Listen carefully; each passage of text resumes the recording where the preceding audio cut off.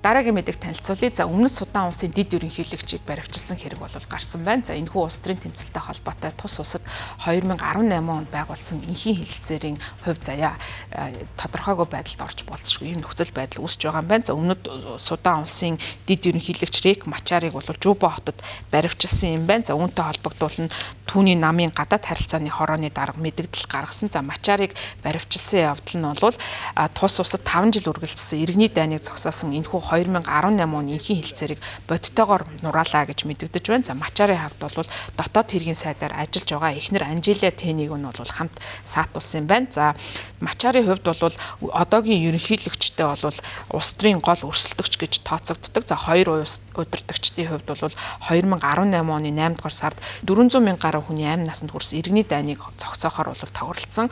За гэвч бол сүүлийн 7 жилийн хугацаанд бол угсаатан хоорондын зөрчил мөргөлдөө өрнөсөөр байсан үе хүчирхийлэл гарч байгаа. За үүний улмаас бол энэ одоо улс төрийн удирдагчдын хоорондын харилцаа бол улам хурцдаж байгаа. За ерөнхийлөгч Сальва Кирийн хувьд бол өөрийн одоо тэргүүлсэн батлан хамгаалахын сайд тэргүүтээ аюулгүй байдлын албаны хүчний дээд тушаалтнуудыг ахлуулж цэргийн цувааг бол лава гарагийн орой бол Мачарын нийслэлт Жуба дахь оршин суух газар буюу өргөөнд рүү нь очиж нэвтэрсэн байна. За ингээд бие хамгаалагчдыг нь бол хөдөлгөөнгөө олгож дэд ерөнхийлөгч баривчилсан юм байна.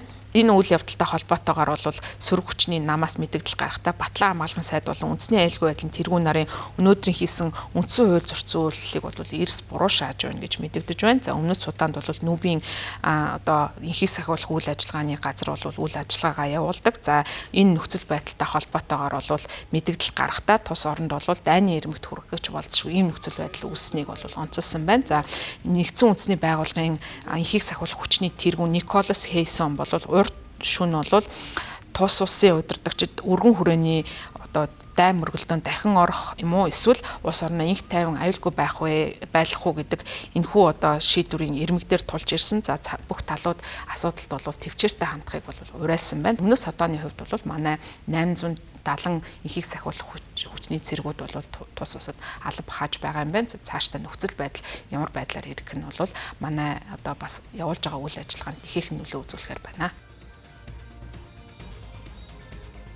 Баярлалаа та бүхэн гадаад мэдээ танилцууллаа.